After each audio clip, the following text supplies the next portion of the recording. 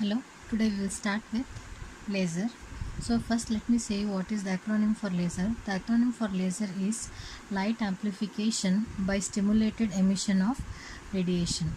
That is light amplification by stimulated emission of radiation.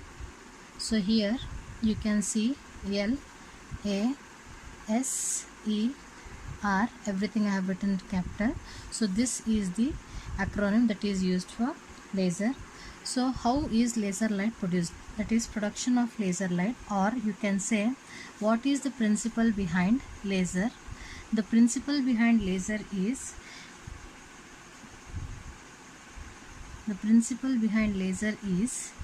interaction of radiation with matter.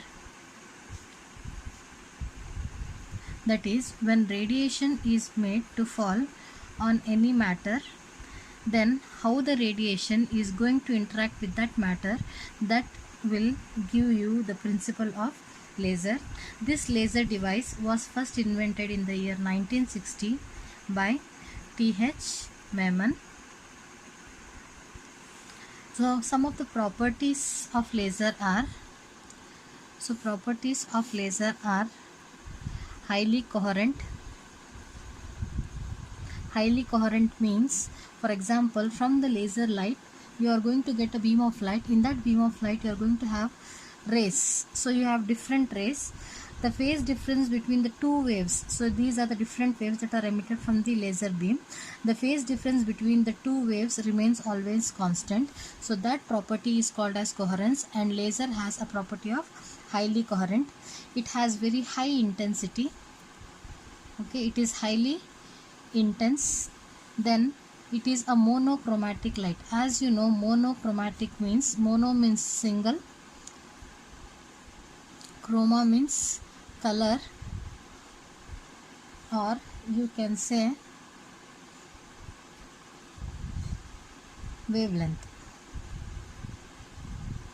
It is highly monochromatic. So these are the few of the properties of laser. Now next, in order to understand lasers, first you should know what are the different energy levels present in an atom. So in an atom, the different energy levels, for example, I am going to consider a quantum system. Okay, that quantum system might be an atom or group of atoms. So this or this can form a quantum system. So now an atom is there. So what are the different energy levels that can be present for a quantum system? So the different levels present are, first one is the ground state. As you know, ground state is nothing but it is the most stable state where the atom remains for unlimited time.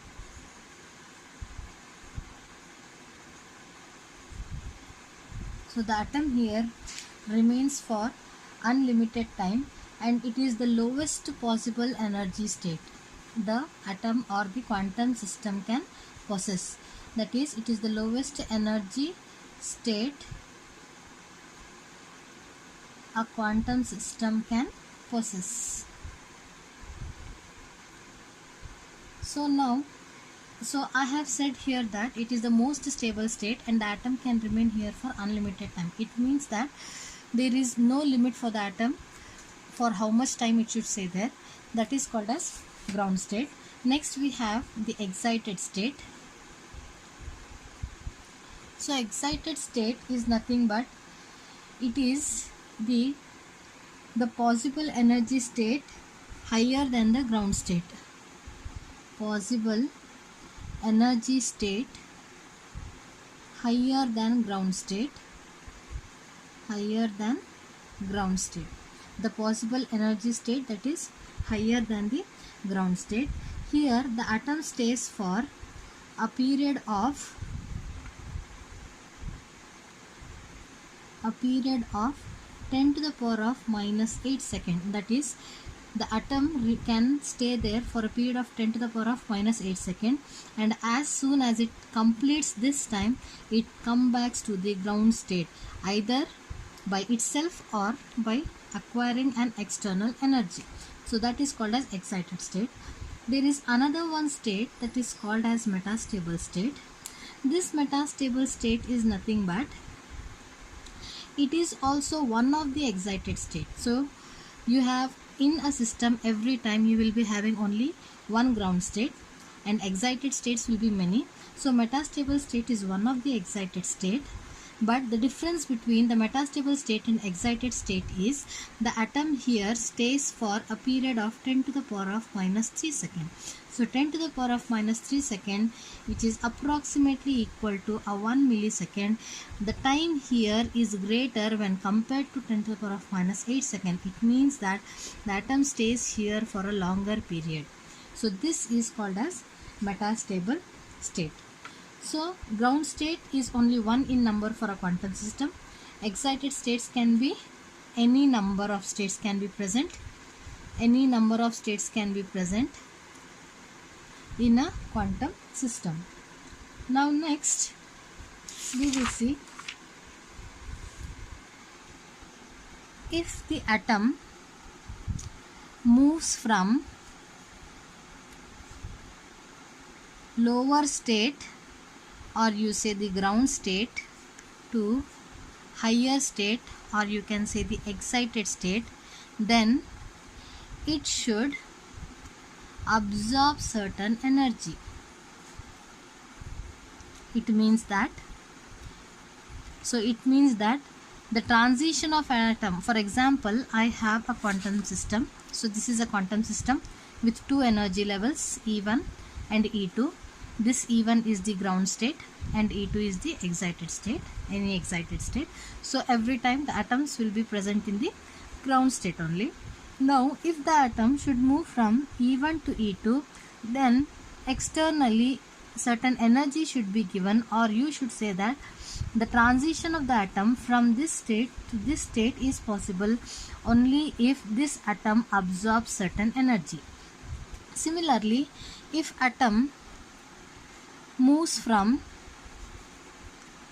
higher energy state, that is excited state, to lower energy state, that is ground state, then it should release energy. It should release energy. That is, this is a quantum system with two energy levels, E1 and E2. Now the atoms are present in the higher energy state, that is E2, which is an excited state. If the atom is moving from the higher energy state to lower energy state, that is, if it should come back from here to here, then it should liberate certain energy, and then only it is possible for the atoms here to come back to the ground state. This you should keep in mind, that is, transition of atom from higher energy state to lower energy state is accompanied by emission of a photon or emission of a energy. Either you can say release energy or emit energy, that is emission.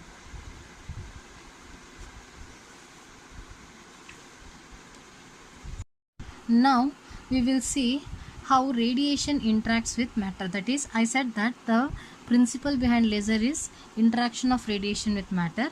So when light is made to incident on matter, how radiation is going to interact with the matter, we are going to say.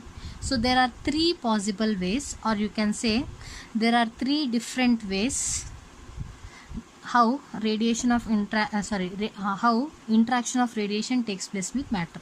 So the first one is by induced absorption. Then we have spontaneous emission.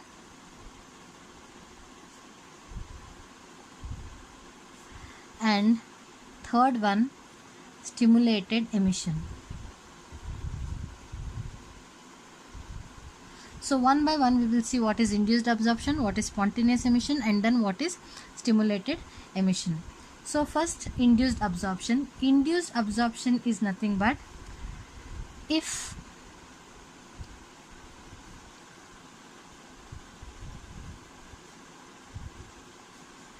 Induced absorption is nothing but the transition of atom. Transition is nothing but the movement of atom from lower energy state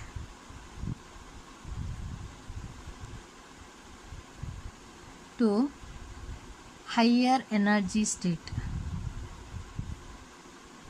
That is, if you have a quantum system with E1 and E2, the atoms are present in E1.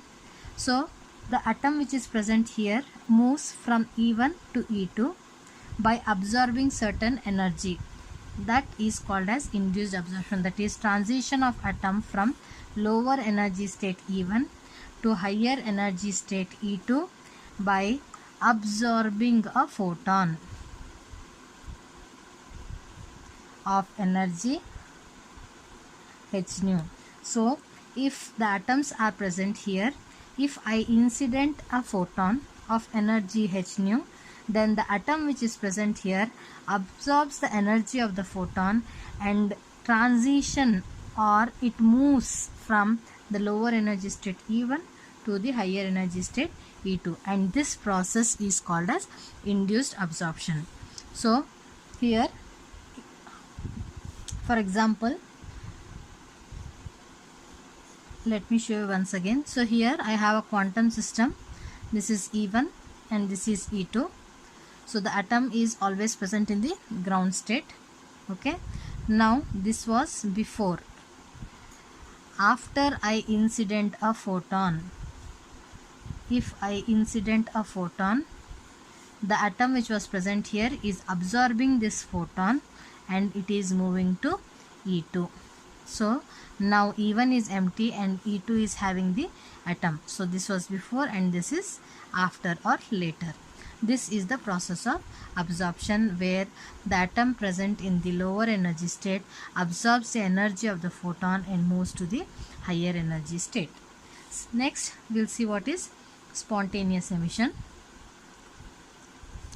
So spontaneous emission, this is nothing but transition takes place similarly, but the transition is in such a way that the transition of atom from higher energy state to lower energy state. The transition of atom takes place from the higher energy state to the lower energy state by release of a photon of energy h nu. So here I have said that if the atom moves from lower energy to higher energy state, then it should absorb the energy which it had done in induced absorption. And for emission, I had said that if the atom moves from higher energy state to lower energy state, that is from higher energy state to lower energy state, if it moves like this, then it should release the energy. So the same thing is happening here. The transition of atom from higher energy state to lower energy state is accompanied by release of a photon of energy h nu. It means that the photon which was incident here, which was of energy h nu, the atom had absorbed this photon and it had moved to the energy level E2. Now this will be the energy level of the quantum system, where the atom is present in the higher energy state. Now the atom should come back from this state to this E1, that is from higher energy state E2. It should come back to the lower energy state E1. So if it should come back, then it means that it should release the energy what it had absorbed to move up. So it means that it will come back here and it will liberate the photon or the energy which it had absorbed. So this was before and this is after. So this we can express in the form of expression also. So here I had an atom. The atom was in the ground state plus photon will give rise to atom which has moved to the excited state. So I write here excited state. This is in the case of induced absorption. This is the ground state. and this photon is of energy h nu. So how I have written the equation for induced absorption? Similarly, I can write this for spontaneous emission as, earlier the atom is in the higher energy state, or you can say the excited state. So I write atom star, which indicates the atom is in the excited state. So this will give rise to atom which will move to the ground state, plus a photon is released. So a photon of energy h nu is released. This is the expression for spontaneous emission. Next we will see stimulated emission. So stimulated emission, here the word indicates, so this is also a type of emission. How you have seen the spontaneous emission, similar to this we have emission here, that is stimulated emission, but the difference here is, no doubt there is a transition of atom from higher energy state to lower energy state. How you have here, in the same way the atom is present in the higher energy state and it comes back to the ground state later. So that is called as emission. So no doubt emission is same, but stimulated, it means that you are providing certain external energy, or you are giving certain stimulation to that system or to the atoms to come back to the ground state. This is called as stimulated emission. So here is not, I can say this as transition of atom from higher energy state to lower energy state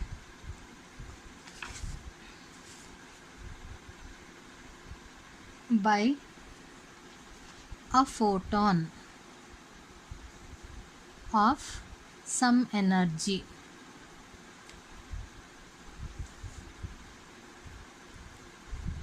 As that of emitted photon. So here transition of atoms takes place, that is, earlier you have, this is the quantum system, you have the atom in E2, this is E1, the atom is in the energy level E2, that is higher energy state. Here the atom transition takes place from higher energy state to lower energy state, but it is not spontaneous, it is not taking place by itself as it has taken place in spontaneous emission. It is not taking place by itself as it has taken in spontaneous emission without any extra energy, but here you are going to provide certain external energy, or you can say you are going to provide a photon of some energy to these atoms to come back to the ground state. So this type of emission is called as stimulated emission. It means that externally you are providing certain energy, or you can say that externally you are stimulating the atoms in the higher energy state to come back to the ground state with the help of this photon. So this was before, and after the atom comes here to E1. Okay, here whatever photon it had absorbed earlier, that is during the time of absorption, that one photon, and also the stimulated photon which you are going to provide for the atom to come back to the ground state, both are being emitted by the system or by the atom. So this is the incident photon and this is the stimulated photon, and then the atom comes back to the ground state. So now I can represent the equation as atom is in the excited state. So I have written it as atom star, plus you are providing certain external energy in the form of a photon. So I write photon, which will result into atom, that is the atom is coming back to the ground state. So this is an excited state, the photon is of energy h nu, plus you have two photons, one is the incident photon and one is the stimulated photon. So I write photon plus photon, both are having energy h nu, h nu. So this is incident and this was stimulated. This is the expression for stimulated emission. Hope so you have understood what do you mean by induced absorption. Okay, that is the atoms are moving from lower energy state to higher energy state by absorption of a photon, and then spontaneous emission, that is transition of atom takes place from higher energy state to lower energy state spontaneously without any external energy, and they are going to liberate the photon out. This is called as emission, that is spontaneous. And then stimulated emission, where the transition of atom from higher energy state to lower energy state takes place but with the help of external energy or an external photon, called as stimulation. So it is called as stimulated emission. So if you have understood these three further, it will be helpful for us to understand what are Einstein's coefficients. So these are the three possible ways, or you can say interaction of radiation takes place by these three possible ways, that is induced absorption, spontaneous emission and stimulated emission. Now we will start with Boltzmann factor or Boltzmann ratio. The reason why I want this is, this Boltzmann factor or ratio, that is Boltzmann ratio, is used in Einstein's coefficient. That is why we are going to derive, and also we have problems based on this Boltzmann factor, okay, to be solved in your engineering physics. So first, to understand the Boltzmann factor, or what do you mean by Boltzmann factor or Boltzmann ratio, first you should know what do you mean by population density. So population density is nothing but the number of atoms present per unit volume in given energy state. So for example, if I have ground state, how many atoms are present in the ground state? That will give you the population density of the ground state. Similarly, if I have an excited state, how many atoms are present in the excited state? That will give the population density of that respective state. So now first let me consider N. I represent N to be number of atoms, or you can say population density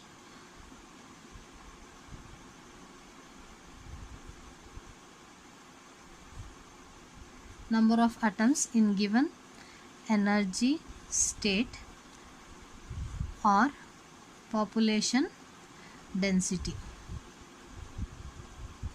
So let me represent in general N to be as number of atoms in a given energy state, or you can say the population density of that energy state, and then let E be the energy of that respective state, energy of the state.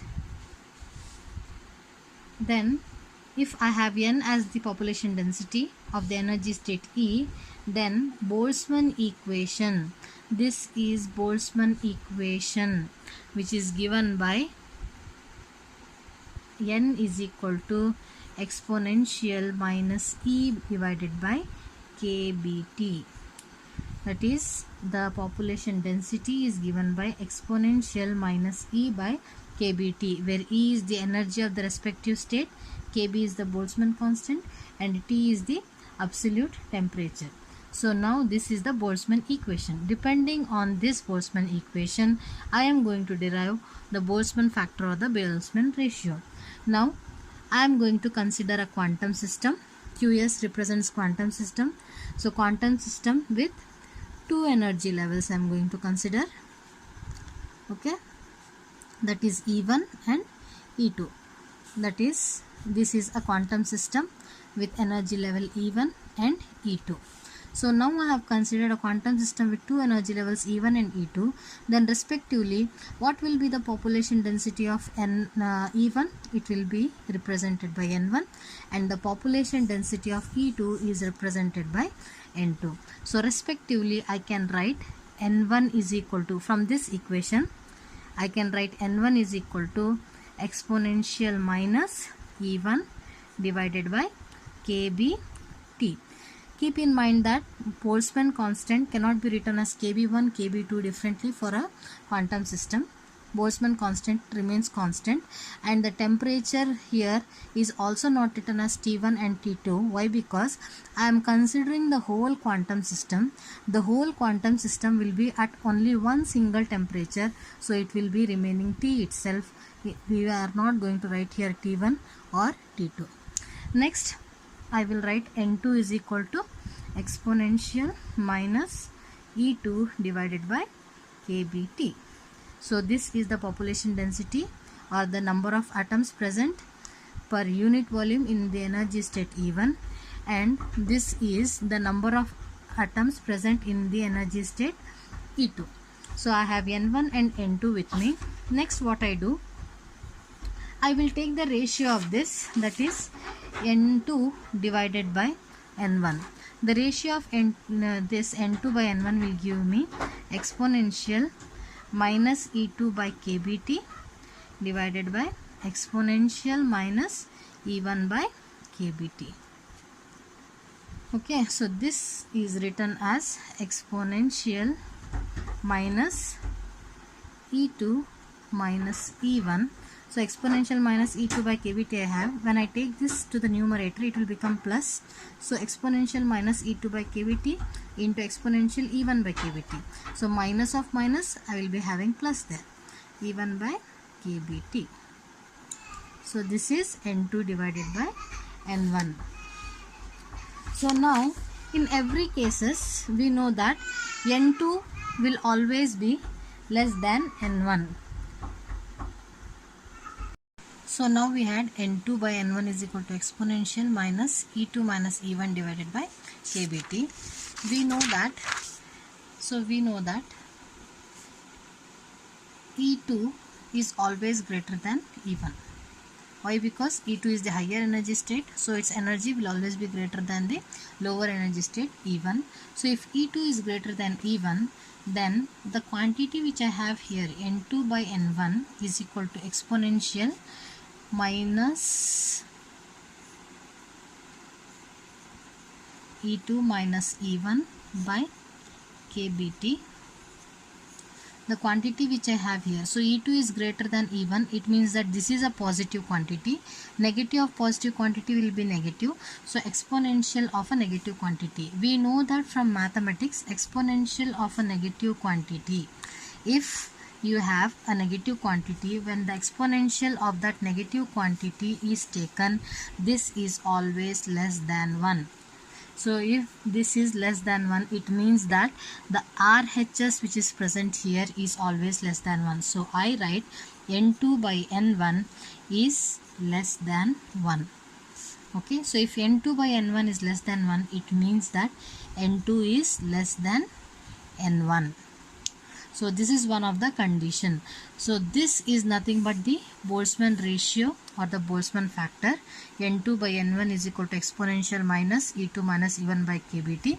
This can further also be written as N2 by N1 is equal to exponential minus E2 minus E1. So to get this E2 minus E1, for example, the quantum system I have here with two energy levels E1 and E2. So this E2 minus E1, this is nothing but the energy gap or the energy between E2 and E1, and this can be overcome if you incident a photon of h nu. So it means that this h nu is equal to E2 minus E1. So I write E2 minus E1 as equal to h nu by kBT. So instead of writing E2 minus E1, I have written it as h nu, which is nothing but the difference between these two can be overcome when you incident a photon of energy h nu. So this is nothing but the Boltzmann ratio or the Boltzmann factor. So now I am speaking about the exponential negative quantity. So exponential negative quantity is always less than 1. So if this is less than 1, the RHS which is present here will be less than 1. So I can write N2 by N1 is less than 1. So N2 is less than N1. What does this mean? So N2 is less than N1 means the number of atoms present per unit volume in the energy level E2 is less than the number of atoms present in the energy level E1. This is nothing but the condition which is present at thermal equilibrium, or you can say at thermal equilibrium, or at in general. During equilibrium, the number of atoms which are present in the ground state will be more when compared to the number of atoms present in the higher energy state. So this is the condition which is obtained at thermal equilibrium. So every time a quantum system is present, it means that the atoms will always be present in the ground state itself, but not in the excited state.